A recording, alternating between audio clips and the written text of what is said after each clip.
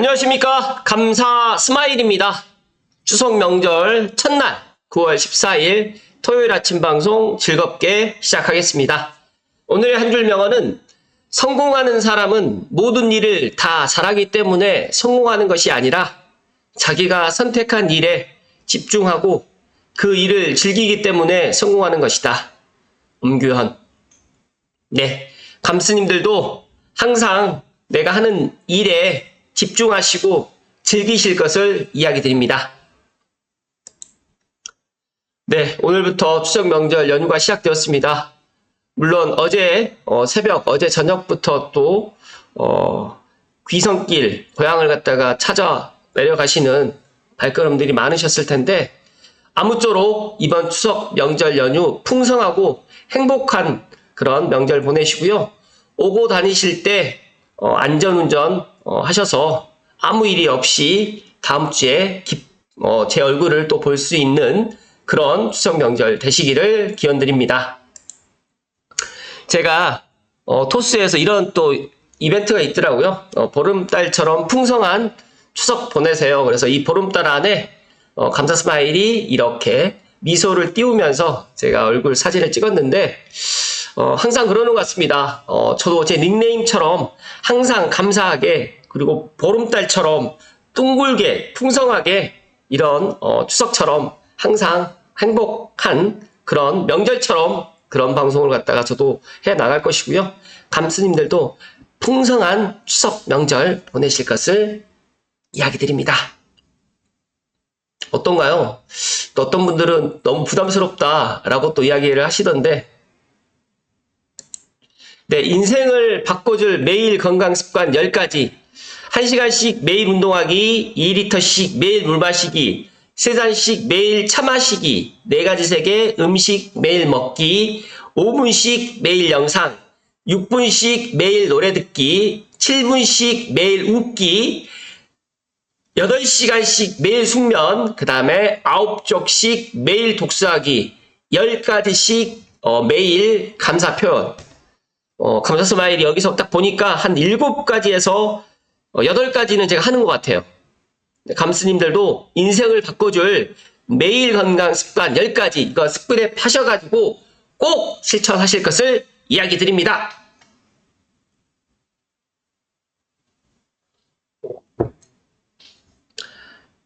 네, 오늘 방송 본론으로 들어갈 수 있도록 하겠습니다. 먼저 한경의 강긴규 기자님의 기사로 시작합니다. 집값 상승 예사롭지 않더니 한은에 깜짝 전망 내놨다.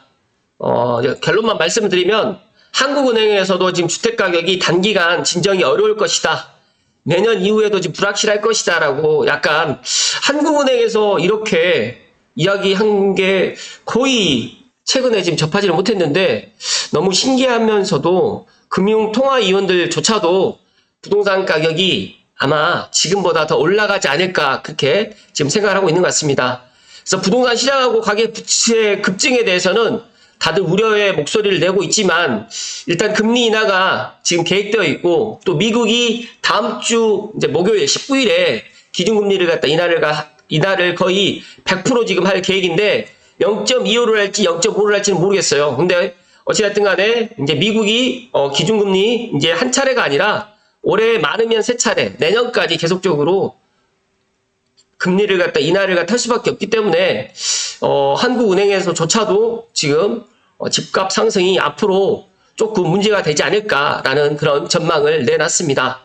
일단은 제가 이 기사 하나 가지고 앞으로 집값을 갖다가 어떻게 되겠다라고 또 전망하는 거는 또 안 맞을 수도 있겠지만 제가 지금 시장에서 추석 전주에 시장을 갖다 보면서 느끼는 게 서울은 정말 지금 스트레스 DSR 영향을 받지 않고 있고 또 일부 지역 같은 경우에는 지금도 매수하겠다라는 매수 수요가 상당히 많이 있다라는 것을 제가 지금 확인하고 있고 그렇다 보니까 추석 명절 지나고 난 다음에 과연 이런 흐름이 꺾일 것인가 아니면 이런 흐름이 지속될 것인가 그런 거는 한번 지켜봐야 될 것 같다는 말씀을 먼저 드립니다. 이어서 매일경제 조성신 기자님의 기사 지방 사람들 서울 아파트 무섭게 사들인다. 7월에만 2,000곳 넘게 매입되었고요. 전년비 61% 껑충되었다. 일단은 여기 보시면 금매매가 22억 8천에서 24억으로 금매매가 13억에서 13억 5천으로 지금 올라가 있는 모습 보이시죠? 그러니까 서울 아파트 거래 중에 타지역 거주자의 거래가 급증하고 있습니다. 그러니까 일부는 집을 사서 서울로 이사 오는 경우도 있지만 거의 대다수가 시세 차익을 노리는 투자 목적, 특히 5대 광역시, 그 다음에 세종시, 그 다음에 청주시, 여러 가지 지방에 계시는 분들이 이제 내가 지금 서울 수도권에 살지는 못하더라도 내 자녀들에게만큼은 서울 수도권에 좀 살게 해주자라는, 엄밀히 따지게 되면 10년 이상을 갖다 내다보는 투자 목적으로 지금 아파트를 매수하고 있는 것으로 풀이되고요. 실제 이제 뭐 대출을 끼지 않고 말 그대로 이제 전세를 껴있는 집을 갭을 이용해가지고 뭐 5억에서 많게는 10억 사이로 해가지고 지금 많은 지방분들이 지금 매수를 하고 계세요.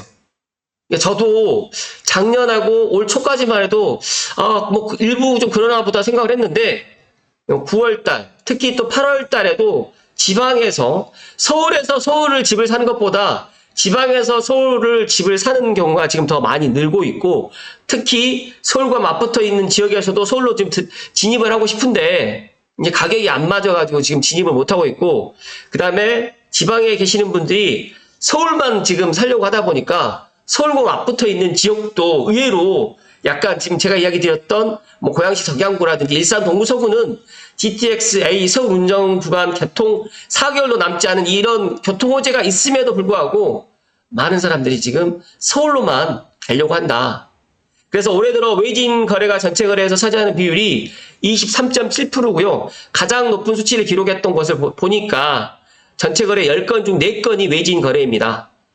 자치구로 보면 송파구, 강동구, 동작구, 노원구, 성동구 등이 뒤를 이었는데, 정말 신기한 거는 한강을 기준으로 했을 때 거의가 진짜 한강 이남을 더 많이 또 선호한다는 말씀 좀 드리면서, 업계 일각에서는 이 지역과 소득 양극화가 자산 양극화로 지금 또 이어졌다는 시각도 있고요. 한동안 하락세를 보였던 PIR이 최근 집값 상승으로 재상승할 가능성이 높다는 지금 전망도 내놓고 있습니다. 반면에 외지인 유입이 갈수록 줄어들 것이라는 의견도 있는데, 제가 생각했을 때는 물론 추석 명절 지나고 잠시 주춤할 수도 있겠지만 저는 11월을 기준으로 해서 이런 분위기, 특히 내년 1월 또 새롭게 이제 대출이 리셋되는 내년 1월 또 기준으로 해서 많은 부분이 좀 달라질 것이다 라는 말씀을 저는 조심스럽게 드립니다. 그러니까 정부의 이야기를 신뢰하지 않고 지금 주택 공급이 많다라는 것들을 많은 뭐 언론에서나 또 국토부 장관님이나 여러 또 정부 관계자분들께서 나와서 이야기를 하지만 이제 국민들이 너무 똑똑해져가지고 그런 이야기들을 갖다가 믿지 않습니다. 그렇기 때문에 감스님들만이라도 앞으로 부동산 시장, 특히 서울 아파트 시장이라든지 서울과 맞붙어 있는 그런 시장이 어떻게 흘러갈 것인지를 한번 객관적으로나 아니면 기록을 또 해나가면서 공부를 또 해보는 시간을 가지면 좋을 것 같고, 나는 공부하기보다는 무조건 나는 행동을 해야 되겠다고 생각하신 분들은 조금 더 빨리 움직이시라는 말씀을 드립니다. 그래서 감사스마일이 이제 제가 고양시만 머무는 게 아니라 이제 제가 이제 다음 주 토요일 28일에는 다산 신도시에 또 방문할 계획이고요. 또 동탄이라든지 용인, 또 플랫폼 시티라든지 이런 것들을 수도권 전체적으로 분위기를 갖다가 이제 감스님들께, 고양시만 제가 이야기를 드리니까 감사 스마일은 고양시밖에 모른다고 생각하시는 분들이 너무 많아서 검단 신도시, 수색 등산뉴타운, 가재울, 뭐 이제 녹번역 이런 거 다 넘어서서 이제 동쪽에 다산 신도시, 별내, 그리고 남쪽으로는 이제 광교, 동탄, 그 다음에 위례 이런 쪽으로도 제가 확장을 좀 해볼 수 있도록 하겠습니다. 네, 얼티메이텀님의 인사이트, 제가 오늘의 본론입니다. 정말 이게 오늘 핵심인데요. 앞으로 3년에서 5년간은 대한민국 수도권 아파트 대세 상승장이 온다. 이거 꼭 기억하시면 좋을 것 같습니다. 일단 사람들이 인정하지 않지만 숫자상 2022년과 그러니까 재작년과 작년은 대한민국 주택 역사상 IMF를 제외하고는 가장 큰 폭의 아파트 가격의 하락이 있었습니다. 제가 관련해가지고도 한번 이야기 드렸었는데 2022년도에는 마이너스 3%, 그 다음 2023년도에는 마이너스 거의 한 7% 정도. 그런데 IMF 때도 그랬지만 이러한 큰 폭의 하락 뒤에는 반드시 대상승장이 오곤 했습니다. 보시면 98년도에 마이너스 13%에서 그 다음 년도에 8.54%로 또 올랐고요.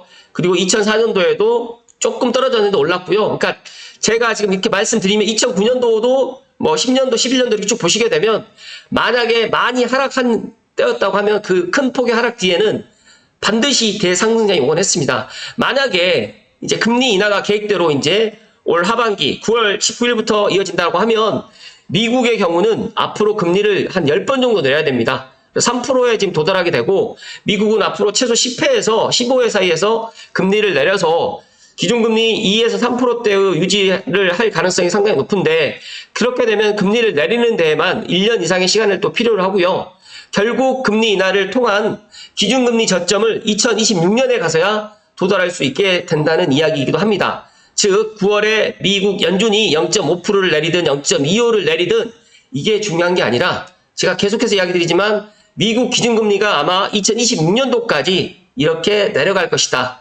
그렇다고 하면 금리 저점에서 또 다시 1, 2년을 기다린 후에 금리 인상 사이클에 들어서게 되면 그 사이클 진입하는 시점이 2028년 전후가 될 것이다. 라는 얼티메이텀님의 예상입니다. 그런데 만약에 그렇게 금리 인상이 그렇게 된다라고 하면 이제 0.25, 0.5, 0.75 이런 식의 금리 인상이 아닌 0.25씩 베이비 스텝의 금리 인상이 진행된다고 하면 금리 인상기에도 자산 가격은 우상향 해오곤 했습니다. 그러니까 대한민국을 예를 들게 되면 미국과 비슷한 기준금리 스탠스를 취할 가능성이 높고 여기에 더해서 대한민국의 사람들이 살만한 아파트의 숫자는 급격히 감소합니다.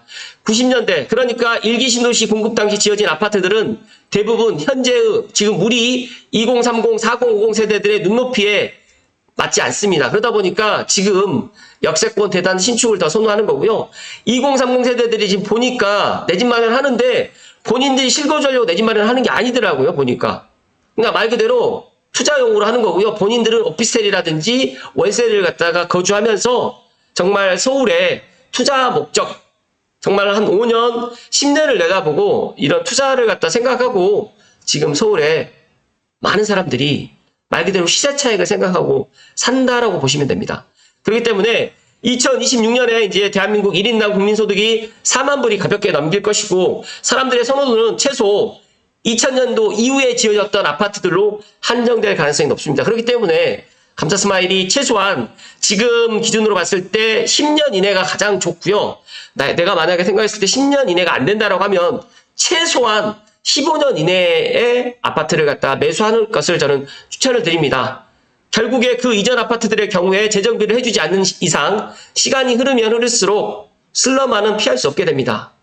이러한 상황에서 그러니까 이제 대규모 부실한 아파트들이 급격하게 늘어나는 상황에서 1인당 국민소득도 급격히 증가하는 상황에서 사람들이 선호하는 신축 아파트 혹은 그나마 신축급인 준신축의 숫자가 수요 대비 공급이 완전히 꼬이는 시기가 지금 오고 있습니다. 실제적으로 지금 고양시의 아파트 입주 물량도 없고 지금 한 2027년도까지 따져보니까 5,000세대가 되질 않아요.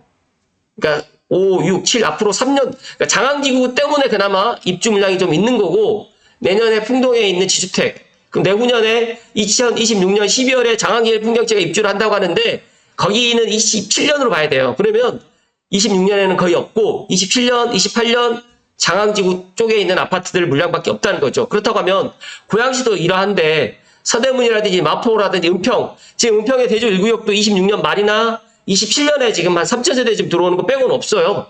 불강 5구역이라든지 가련 1구역 그다음에 뭐 증산호 수색팔도 있는데 이것도 28년 안에는 쉽지 않습니다. 그러니까 제 이야기를 한번 냉정하게 한번 생각을 해보세요. 이렇게 아파트를 선호하는 사람들이 많은데 수요 대비 공급이 만약에 부족하다라고 하면 어떤 현상이 일어날까요? 그렇기 때문에 얼티메이텀님의 제 이야기에 이 이야기에 제가 200%, 300%, 500%, 1000% 이상 제가 공감하는 겁니다. 그러다 보니까 지금이라도 비싼 거 제가 알고 있거든요. 작년보다 지금 비싼 가격인 거 충분히 알고 있는데도 지금이라도 저는 내 집 마련을 서둘러야 된다는 말씀을 강조해서 이야기 드립니다. 물론 제 말씀대로 안 하셔도 됩니다. 뭐 제가 제 말씀대로 꼭 해라라는 이야기는 아닙니다. 만약에 나는 27년도, 28년도까지 기다리고 싶다라고 생각하신 분들은 기다리셔도 된다는 말씀 저도 덧붙여서 이야기 드립니다. 여기에서 이제 얼티메이텀님께서 3기 신도시 첫 번째 입주는 2028년은 되어야 될 것이다. 문제는 이거는 시범단지 창릉, 그러니까 창릉을 예를 들게 되면 창릉 천마을도 내년 1월에 본청약을 한다고 하는데 모르겠어요. 이제 본청약 분양가가 얼마가 될지는.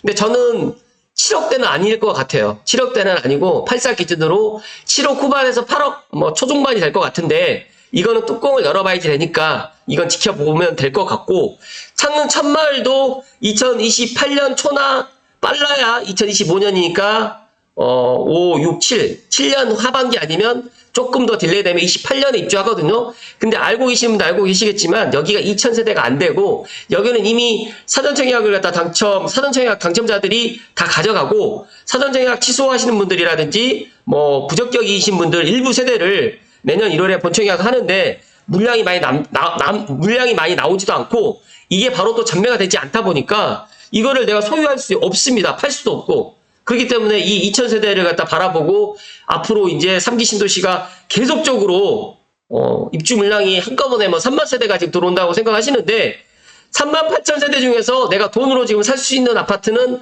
15,000세대도 안 되는데 여기에서 추가적으로 2030년 이내는 아마 5,000세대도 입주를 못할 수도 있다. 그렇다고 하면 2035년, 2040년까지도 입주를 아마 할 수도 있다. 그렇다고 하면 제가 지금 이야기 드리는 것처럼 마냥 창릉을 갖다 기다려가지고 내가 내 집 마련을 갖다 뒤로 늦추는 것보다 지금이라도 내 능력에 맞춰가지고 삼성벨트나 뭐 삼성오능 지축 형동 더군 쪽에다가 6억대, 7억대, 8억대로 내 집 마련 하셨다가 5년이나 10년 있다가 갈아타기 하셔도 되잖아요. 그러니까 이런 것들을 한번 생각해 보시면 좋을 것 같다는 말씀 드리고, 즉 다시 말해가지고 이제 3기 신도시에 사람들이 살만한 시기는 아무리 빨리 잡아도 2030년 이후가 될 수밖에 없고 2030년 이전에는 사람들이 살만한 아파트의 수급 균형은 기대할 수 없다라는 이야기입니다. 그런 남은 변수는 아마도 금리 정도일 건데 2028년부터 시작될 금리 인상이 어떤 형태로 전개될지는 아직은 알 수 없습니다. 다만 2028년까지 대한민국 특히나 워낙 인구 감소 문제로 여기저기 들쑤러나서 이제 수도권 집중화는 더욱더 가속화될 것이고, 그리고 신생아의 특례 대출이 생각보다 출산율에 영향을 끼치고 있어요. 지금 20, 30 세대들, 40 세대들까지도 지금 출산 가정이 지금 늘어나고 있다 보니까 어떻게 엄밀히 따지게 되면 지금 신생아 특례 청약 특공이라든지 신생아 특례 대출이 상당히 메리트가 많아요. 그러다 보니까 지금이라도 뭐 한 자녀를 갖다 생각했던 분이 2자녀, 그 다음에 나는 자녀를 낳을 생각이 없었는데 정말 이 집 때문에 자녀를 갖다 낳는 경우도 지금 있습니다. 그러니까 제가 뭐 모든 사람들이 다 그렇진 않겠지만 이 집이라는 게 특히 서울과 수도권의 아파트는 엄밀히 따지게 되면 나의 노후까지도 보장할 수 있는 그런 부동산이다 보니까 많은 사람들이 수도권 아파트를 선호하고, 특히 서울 쪽으로 이 신생아 특공으로 해서 강남도 지금 입성을 하려고 하시는 분들이 생각보다 많기 때문에 감스님들만이라도 앞으로 서울과 수도권 아파트를 매도하는 우를 범하지 마시고, 매도하고 나는 전세를 살겠다 이런 생각 갖지 마시고 하루라도 빨리 무주택자분들은 내 집 마련을 하실 것을 감사 스마일이 추석 명절 정말 보너스 명절 선물로 제가 이야기를 드립니다. 그렇다고 하면 이제 정부에서는 이제 지금도 이제 이런 수요를 억누르기 위해서 대출 규제로 이제 장난을 또 치고 하겠지만, 일단은 정말 이 공급이 부족하다는 걸 정부 또 다 알아요. 그러다 보니까 수요 심리를 꺾으려는 시도 외에는 할 수가 없고요. 만약에 정말 이제 수도권 서울의 집값이 생각보다 더 많이 올라간다고 하면 말 그대로 이제 조정지역으로 묶을 수밖에 없다. 이제 저는 그렇게 생각합니다. 그리고 이제 전세 가격, 월세 가격이 올 하반기나 내년 초에 더 많이 올라간다고 하면 이제 아파트 주택임대사업자를 갖다가 심각하게 또 생각을 해보지 않을까. 아직까지는 정부에서 이제 보고했지만 다음 주에 미국이 기준금리를 인하하게 되면 모든 것들이 조금 달라질 수도 있고, 그리고 그 시작점이 올해가 아니라 내년 이후가 되면 얼티메이텀님께서 이야기하셨던 것처럼 서울과 수도권 아파트는 정말 우리가 상상하지 못한 그럴 정도로, 우리가 지난 2021년, 2022년을 갖다 생각하시면 2021년도가 20% 정도 올랐거든요. 앞으로 2024년은 이제 몇 프로가 올라갈지는 모르겠지만 12월 달까지 이제 종합을 해봐야 되겠지만 플러스로 지금 전환된 건 확실한 거고요. 10%까지 넘어가지는 않을 것 같지만 2025년 이후부터는 아마 대세 상승장이 올 것이라는 말씀을 감사 스마일이 강조해서 이야기 드립니다.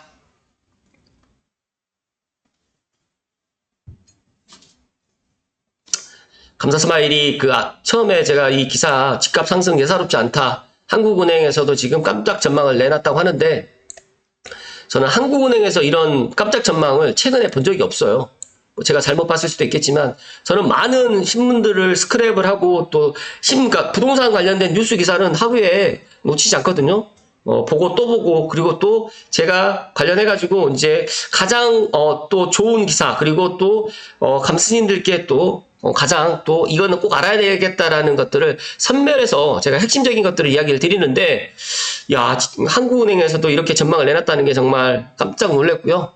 아마 이렇게 될 가능성이 정말 높을 것 같습니다. 그래서 지금 서울에 이렇게 비쌈에도 불구하고 지방에서도 집을 사고 금매도 지금 싸지 않음에도 불구하고 정말 큰 매매가 지금 가격이 계속 올라가고 있고 그러함에도 불구하고 이러함에도 불구하고 지금 수요가 억눌러지지 않는 추석 명절 지나고 나서 또 여러 가족들이 또 모여가지고 부동산 이야기는 또 할 수밖에 없거든요. 근데 이제 내 집 마련을 갖다 좀 늦춰야 되겠다고 생각하셨던 분들은 아마 추석 명절이 또 터닝 포인트가 또 되지 않을까 또 생각이 되고 또 지금 현금 부자라든지 대출을 안 받아도 되는 분들이 좀 많이 있거든요. 그런 분들도 아마 수요에 특히 서울이라든지 서울과 맞붙어 있는 지역에 관심을 보일 것이라는 말씀을 마지막으로 드리면서 오늘 9월 14일 추석 명절 첫날 연휴 첫날 아침 방송을 마칠 수 있도록 하겠습니다. 감사 스마일은 그렇게 생각합니다. 감스님들만이라도 제발 의식주 중에서 주거 부분에 있어서 고민하지 않고 그리고 내 집 한 채는 반드시 있어야 된다는 이런 불변의 진리를 꼭 체득하셨으면 좋겠다는 말씀을 마지막으로 드리면서 오고 가는 길에 추석 명절도 풍성한 추석 명절 되실 것을 이야기 드리면서 보름달처럼 정말 행복하고 건강한 추석 명절 보내시고 감사 스마일은 지금 계획은 추석날 17일하고 18일날 만약에 되면 아침 방송을 할 거고요. 만약에 안 되면 중간중간 제가 쇼츠로라도 재미나는 영상 올려드릴 수 있도록 하겠습니다. 보름달처럼 풍성한 추석 명절 보내십시오. 고맙습니다.